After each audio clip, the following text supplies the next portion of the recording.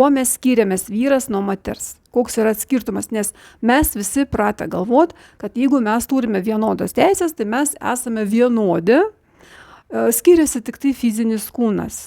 Deja, ne, skiriasi viskas. Protas, psichika žmonių, elgesys, reakcija, viskas skiriasi. Ir dėl to mes visada pakliūnam į tokias situacijas, kur mes iš viso negalim suprasti, kas vyksta.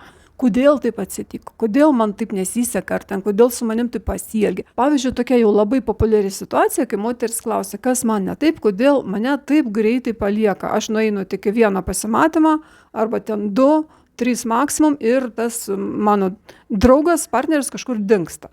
Taigi viskas yra dėl to, kad lūkesčiai skiriasi. Moteris, jinai nuo prigimties jos yra toks instinktas, kad jinai bet kokį sutiktą vyrą, kuris jai patiko, jinai jį visada priima kaip potencialų partnerį visam gyvenimui.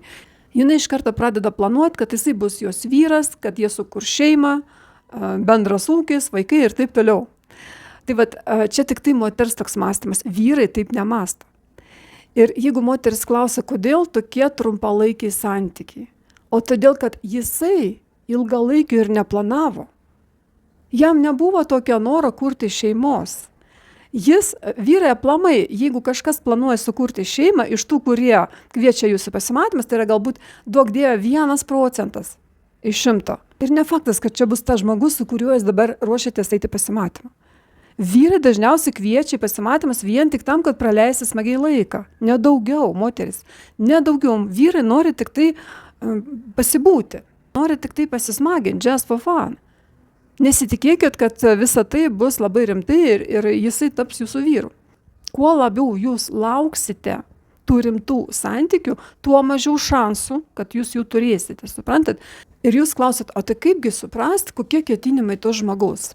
Ogi visų pirma, jūs turite su juo susipažinti iš arčiau, aplamai, išsiaiškinti, kokie jo, taip tiesiai šviesiai ir paklausti, kokie tavo planai, ko tu lauki iš tų susitikimų. Tai nėra sunku, tiesiog kalbėkite, nebijokite, paklausite to vyrą, dėl ko jis su jumis susitikinėja. Ir greičiausiai jis pasakys, tiesiog, kaip praleisti laiką. Kažkiek laiko praleisti, po to jisai, kai jūs jam atsibosit, jis susiras kitą. Labai retas iš jų pasakys, aš ieškau žmonos ir aš manau, kad čia būsi tu. Čia labai retas atvejis. Taigi prieš pradedant svajoti apie tą žmogų kaip apie būsimą vyrą, jūsų vaikų tėvą, visų pirma, tiesiog pabendraukit ilgiau, be sekso. Tiesiog pabendraukit ir išsiaiškinkit, ko jisai nori, ką jisai planuoja. Ir jūs pamatysite, kad jūsų planai greičiausiai nesutaps. Ir čia ne tas žmogus.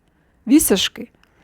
Neskubėkite pulti į lovą. Pabendraukit, pasikalbėkit, susipažinkit ir tada jums bus aišku, ar čia tikrai tas žmogus. Ir tai ne faktas. Jeigu jisai dar sakys, taip aš noriu šeimos, ne faktas, kad kažkas išeis.